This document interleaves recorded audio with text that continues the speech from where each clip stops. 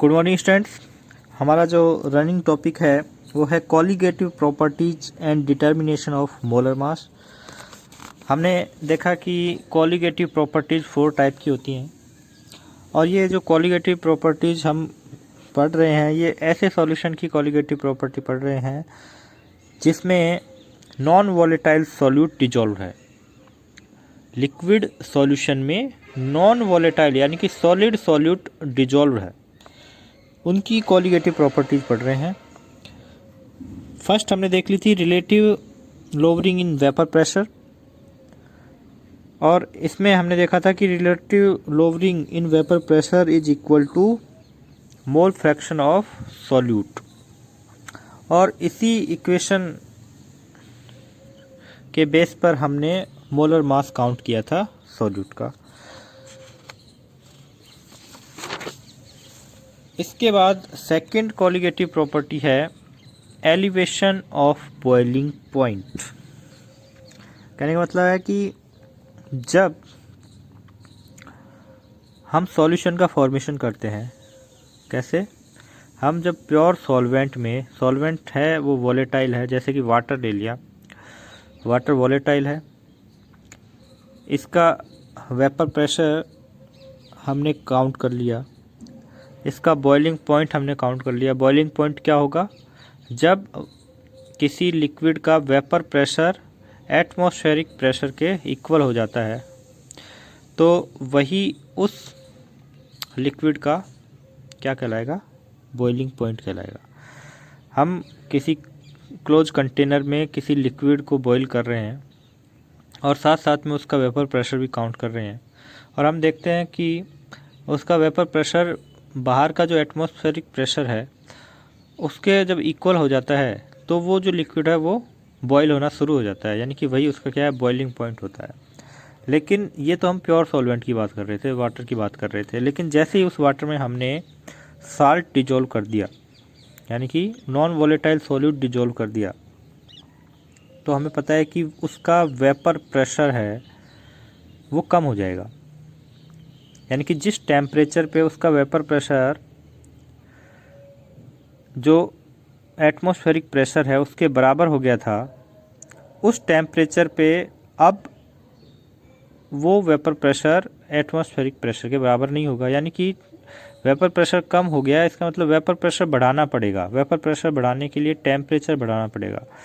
यानी कि जिस बॉइलिंग पॉइंट पे पहले वो प्योर सॉल्वेंट बॉईल हो रहा था, अब उससे ज़्यादा टेम्परेचर पे वो बॉईल होगा, उससे ज़्यादा टेम्परेचर को लेगा अपने वेपर प्रेशर को एटमॉस्फेरिक प्रेशर के बराबर करने से के लिए। यानी कि जो सॉल्यूशन बना उस सॉल्यूशन का बॉइलिंग पॉइंट बढ़ गया, यानी कि बॉइलिंग पॉइंट में क्या हो गया, एलिवेशन हो गया। यही कहलाता है elevation of boiling point.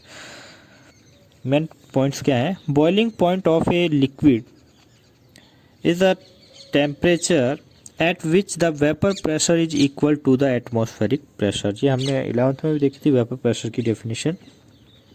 We know that when a non-volatile solute is dissolved in a liquid, the vapor pressure of the liquid is lowered. तो ये हमने लास्ट वाली जो कॉलिगेटिव प्रॉपर्टी है कि हमने देखा कि नॉन वॉलेटाइल सॉल्यूट को जब डिजॉल्व करते हैं लिक्विड में या सॉल्वेंट में तो वेपर प्रेशर में कमी आती है। The vapour pressure of the liquid is lowered, कम हो जाता है वेपर प्रेशर। नेक्स्ट पॉइंट क्या है, a high temperature is now required to make the vapour pressure of the solution equal to the atmospheric pressure. यानी कि अब ज़्यादा टेम्परेचर चाहिए उस सॉल्यूशन को बॉईल करने के लिए, या फिर उस सॉल्यूशन के वेपर प्रेशर को एटमॉस्फेरिक प्रेशर के बराबर करने के लिए ज़्यादा टेम्परेचर चाहिए। यानी कि टेम्परेचर में क्या हो गई, बढ़ोतरी हो गई, यानी कि एलिवेशन हो गया। In other words the boiling point of the solution is more than the solvent या फिर pure solvent. The difference in boiling points of the solution and pure solvent is called the elevation in boiling point। If the boiling point of the solution is TB and the solution is TB not, B यहाँ boiling से है मतलब T temperature है, not की pure solvent के लिए, then elevation in boiling point is equal to delta TB is equal to TB minus TB not. ये है सॉल्यूशन का बॉइलिंग पॉइंट, उसमें सब्सट्रैक्ट कर रहे हैं प्योर सॉल्वेंट का बॉइलिंग पॉइंट। सॉल्यूशन का बॉइलिंग पॉइंट ज़्यादा होता है, प्योर सॉल्वेंट का बॉइलिंग पॉइंट कम होता है, और इनका सॉल्यूशन के बॉइलिंग पॉइंट में प्योर सॉल्वेंट के बॉइलिंग पॉइंट को सब्सट्रैक्ट करेंगे तो जो वैल्यू आती है वो क्या आएगी, एलिवेशन इन बॉइलिंग पॉइंट। कितने बॉइलिंग पॉइंट में एलिवेशन हुआ वो हम वैल्यू हमारे पास डेल्टा TB के रूप में आ जाएगी।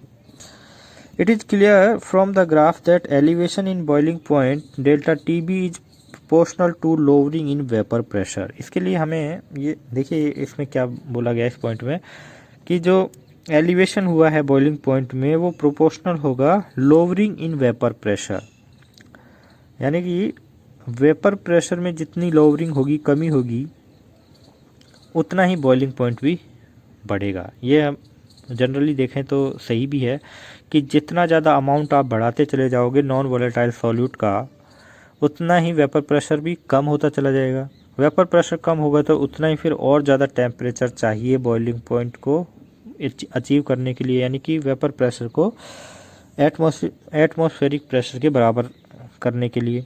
तो और इसको हम ग्राफ से समझते हैं। देखिए ये जो ग्राफ है इसको प्लॉट करते हैं, जिससे स्टेप बाय स्टेप मैं इसको प्लॉट करता हूँ जिससे आपको इजीली समझ में आएगा। ग्राफ किसके बीच में है, टेम्परेचर एंड वेपर प्रेशर के बीच में है। ग्राफ इस तरह से है, टेम्परेचर एंड सॉरी ये है, इधर वेपर प्रेशर लेंगे और इधर टेम्परेचर लेंगे, ठीक है। और ये जो ग्राफ लेंगे ये बनाएंगे जो ग्राफ, ये प्योर सॉल्वेंट और सॉल्यूशन दोनों के लिए बनाएंगे। पहले जो ग्राफ हम प्लॉट करते हैं वो प्योर सॉल्वेंट के लिए प्लॉट करते हैं, और वो ग्राफ हमें इस तरह से मिलता है, इस तरह से प्राप्त होता है, ठीक है। यानी कि जैसे जैसे टेम्परेचर हम इंक्रीज कर रहे हैं, टेम्परेचर जैसे जैसे इंक्रीज हो रहा है, वेपर प्रेशर भी इंक्रीज हो रहा है, वेपर प्रेशर भी इंक्रीज होता चला जा रहा है टेम्परेचर के साथ साथ। और मान लिया ये जो पॉइंट है ये एटमॉस्फेरिक प्रेशर है, एटमॉस्फेरिक प्रेशर है, ठीक है। इस पॉइंट पर यानी कि ये जो प्योर सॉल्वेंट है, यहाँ पर आकर प्योर सॉल्वेंट का जो वेपर प्रेशर है ये एटमॉस्फेरिक प्रेशर के बराबर आ जाता है। और जब हम टेम्परेचर देखते हैं तो ये वाला जो टेम्परेचर होगा ये फिर प्योर सॉल्वेंट का बॉइलिंग पॉइंट होगा। ये जो टेम्परेचर है यहाँ तक जब हम आ जाते हैं, तो जब इसका वेपर प्रेशर यहाँ तक बढ़ जाता है तो ये एटमॉस्फेरिक प्रेशर के बराबर हो जाता है, यानी कि ये जो टेम्परेचर है सॉल्वेंट का ये क्या होगा, इसका बॉइलिंग पॉइंट होगा प्योर सॉल्वेंट का। अब हम बात करते हैं सॉल्यूशन के लिए, यानी कि अब इस सॉल्वेंट में हमने नॉन वोलेटाइल सॉल्यूट डिजोल्व कर दिया है, तो उसके लिए जो ग्राफ होगा उसी टेम्परेचर पे, सेम टेम्परेचर पे सॉल्यूशन के लिए जो वेपर प्रेशर का पॉइंट है वो इसके नीचे से शुरू होगा, क्योंकि वेपर प्रेशर कम हो जाता है सॉल्यूट को डिजोल्व करने पर, नॉन वोलेटाइल सॉल्यूट को सॉल्वेंट में डिजोल्व करने पर वेपर प्रेशर कम हो जाता है। तो उसी टेम्परेचर पे जहाँ से सॉल्वेंट का ग्राफ स्टार्ट हुआ था उसके लिए सॉल्यूशन का जो ग्राफ है वो नीचे से शुरू होगा, ठीक है। अब देखो हम टेम्परेचर इंक्रीज करते चले जा रहे हैं तो वेपर प्रेशर सॉल्यूशन का ही बढ़ रहा है, और जो टेम्परेचर सॉल्वेंट का बॉइलिंग पॉइंट था वहाँ तक तो सॉल्यूशन का वेपर प्रेशर यहीं तक पहुँचा है, जबकि सॉल्यूशन का बॉइलिंग पॉइंट कब माना जाएगा, जब ये ग्राफ यहाँ पहुँच जाएगा।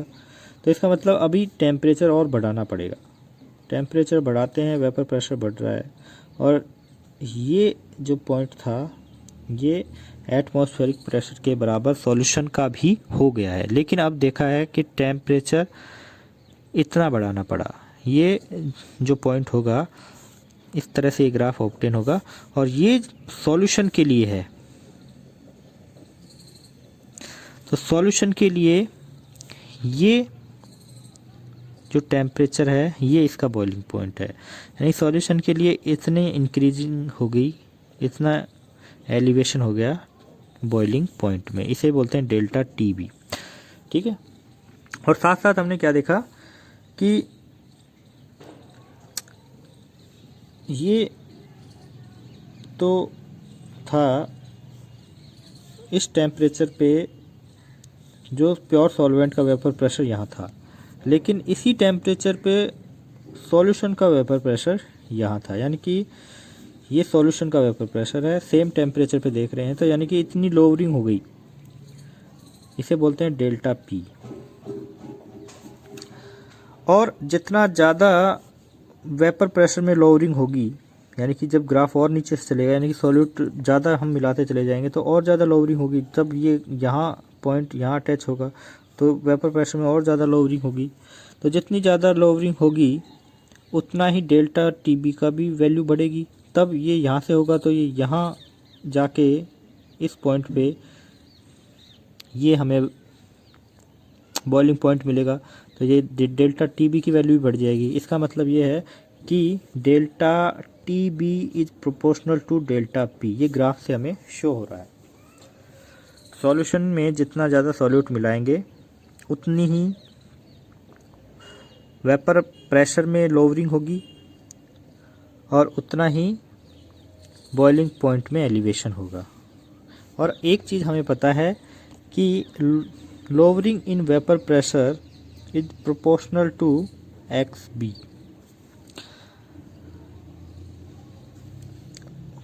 सॉल्यूट की जो मोल फ्रैक्शन होती है उसके प्रोपोर्शनल होती है लोअरिंग इन वेपर प्रेशर। तो हम सीधा ही क्या कर सकते हैं, delta T B proportional to X B, और जब डेल्टा टी बी को एक्स बी के इक्वल करेंगे तो एक कांस्टेंट हम काम में ले लेते हैं के। ठीक है, तो ये रिलेशन आ गया। अब इस रिलेशन को एक्सपेंड करेंगे, यानी कि एक्स बी क्या है, एक्स बी है मोल फ्रैक्शन ऑफ सॉल्यूट, और एक्स बी हम काउंट कर चुके थे, X B is equal to क्या होता है, moles of solute upon total moles of solution, यानी कि moles of solute plus moles of solvent. ठीक है, हमें पता है कि मोल्स ऑफ सॉल्यूट कैसे काउंट करते हैं, या इसकी जगह हम क्या लिख सकते हैं, weight of solute upon molar weight या मोलर मास ऑफ सॉल्यूट। ऐसे ही इसके लिए लिखेंगे W B upon M B plus solvent के मोल कैसे काउंट करेंगे, weight of solvent W A upon M A, molar mass of solute. ठीक है, तो इसकी जगह ये भी लिख सकते हैं। लेकिन हमारा जो ये सॉल्यूशन होता है, जो हमने सॉल्यूशन लिया है, बहुत ही डाइल्यूट सॉल्यूशन होता है। तो डाइल्यूट सॉल्यूशन की जब बात करते हैं तो उसमें जो ये टोटल मोल्स हम काउंट कर रहे हैं उसमें जो सॉल्यूट के मोल्स हैं उसको नेगलेक्ट कर देते हैं, यानी कि ये जो वैल्यू है इसको हम नेगलेक्ट कर देते हैं। तो इसकी जगह हम क्या लिख सकते हैं, एक्स बी की जगह N B upon N A direct लिख सकते हैं। ठीक है, N B upon N A direct लिख सकते हैं, और इनकी वैल्यूज लिख देंगे W B upon M B upon W A upon M A, और इसको एडजस्ट करेंगे तो फिर कैसे लिखेंगे, डब्ल्यू बी एम बी नीचे आ जाएगा इंटू एम ए ऊपर चला जाएगा अपॉन डब्ल्यू ए, यानी कि ये जो अपनी इक्वेशन है इसमें एक्स बी की वैल्यू ये वाली वैल्यू रखेंगे। यहाँ पर एन बी को हमने नेग्लिजिबल कर दिया है। ठीक है, क्योंकि डाइल्यूट सॉल्यूशन में जो सॉल्यूट के जो मोल्स होंगे वो बहुत ही कम होते हैं। तो इस इक्वेशन को हम क्या लिख सकते हैं, कि W B upon M B into M A upon W A. ठीक है, हमने बस क्या किया, एक्स बी की वैल्यू यहाँ से काउंट करी थी, ये यहाँ रखी है। और इसमें थोड़ा सा हम चेंजमेंट क्या कर रहे हैं कि के साथ ये एम ए की वैल्यू एक साथ रख रहे हैं। इस एम ए को इसके साथ मल्टीप्लाई में कर दिया, यानी कि इसको आगे रख दिया है, और बाकी जो बच गया उसको वैसे के वैसे ही रख दिया है, into W B upon M B into W A. ठीक है, अब यहाँ देखिए के भी कांस्टेंट है और एम ए यानी कि सॉल्वेंट का जो मोलर वेट होता है वो भी कांस्टेंट होता है। तो इन दोनों कांस्टेंट की जगह एक नया कांस्टेंट हम बना के लिख देते हैं के बी। ठीक है, इसे बोलते हैं के बी, एक नया कांस्टेंट है। और ये देखिए ये क्या है, W B upon M B into W A. ये तो क्या हो गया, मोलैलिटी हो गई, किसी भी सॉल्यूशन की मोलैलिटी होगी। मोलैलिटी में हम यही तो देख रहे थे, wait of solute upon molar wait of solute into wait of solvent. तो वही तो मोलैलिटी का फॉर्मूला है, यानी कि मोलैलिटी को किससे शो करते हैं, स्मॉल एम से। तो ये हमारे पास एक रिलेशन आ गया है। देखिए जो नोट्स में है, अकॉर्डिंग टू नोट्स, ये देखिए ग्राफ आपको समझा देता हूँ फिर से। सॉल्वेंट के लिए हमने ग्राफ प्लॉट किया और ये माना हमने एटमॉस्फेरिक प्रेशर, तो ये जो पॉइंट आया ये हमारे पास इस सॉल्वेंट का बॉइलिंग पॉइंट आ गया। अब सॉल्यूशन के लिए हम ग्राफ प्लॉट कर रहे थे, तो हमारा ग्राफ सॉल्यूशन के लिए यहीं तक ही पहुंचा था, इस सॉल्वेंट के बॉइलिंग पॉइंट के लिए। इसका मतलब अब हमें वेपर प्रेशर एटमॉस्फेरिक प्रेशर के बराबर करने के लिए सॉल्यूशन का टेम्परेचर इंक्रीज करना पड़ेगा। और यहाँ पर जब ये सॉल्यूशन के लिए ग्राफ पहुँच जाएगा तो हमारा सॉल्यूशन का हमें बॉइलिंग पॉइंट ऑब्टेन हो जाएगा।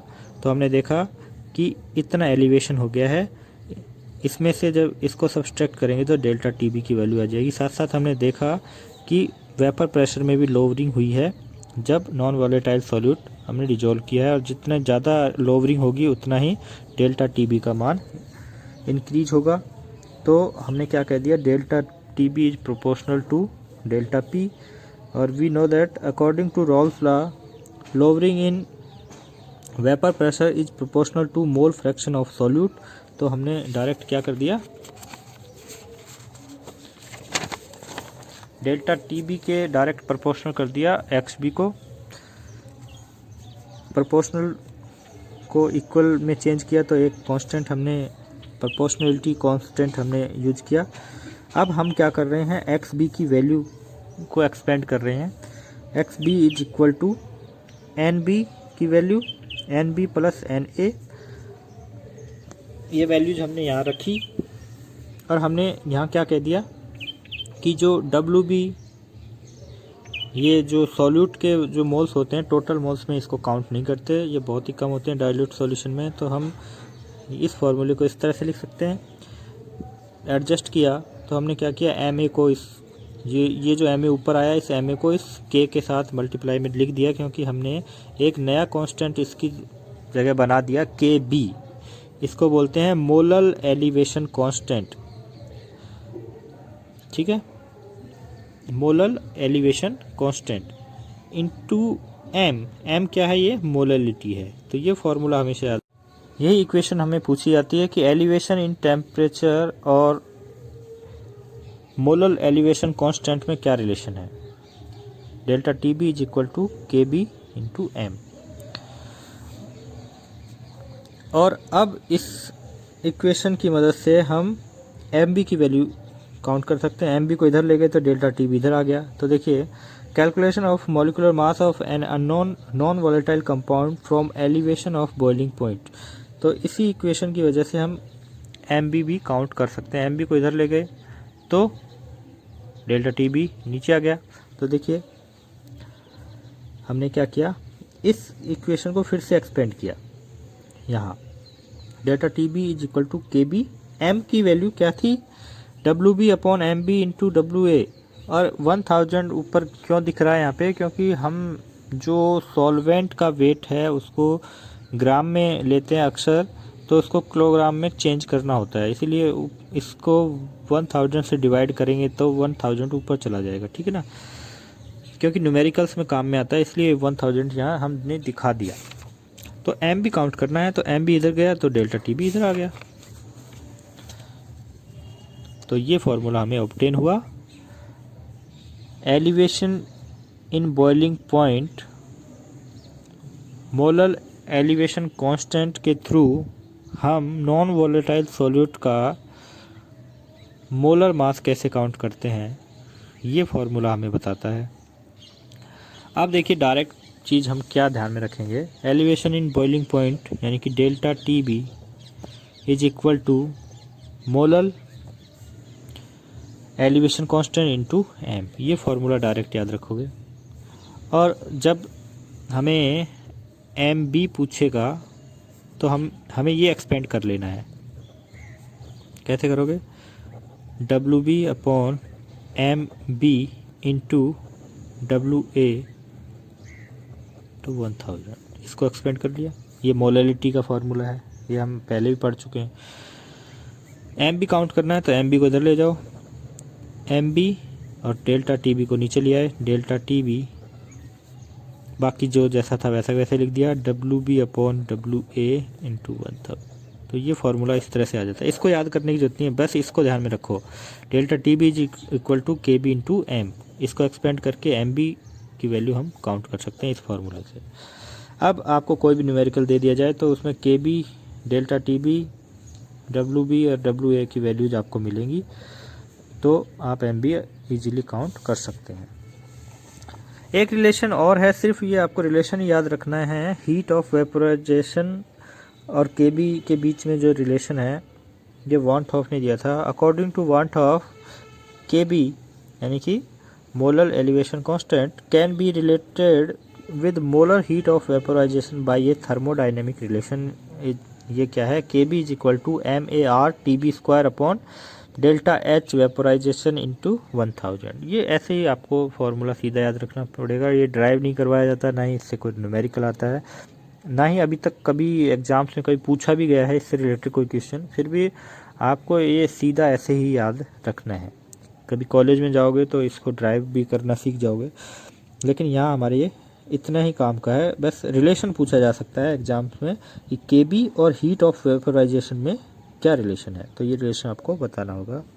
जहाँ एम ए क्या है, molar mass of solvent, M A है, ये एम बी नहीं है, ठीक है, इसको करेक्ट कर लेना, एम ए है ये, M A molar mass of solvent, R gas constant है, टी बी क्या है, boiling point of solvent, delta H vaporization, heat of vaporization है।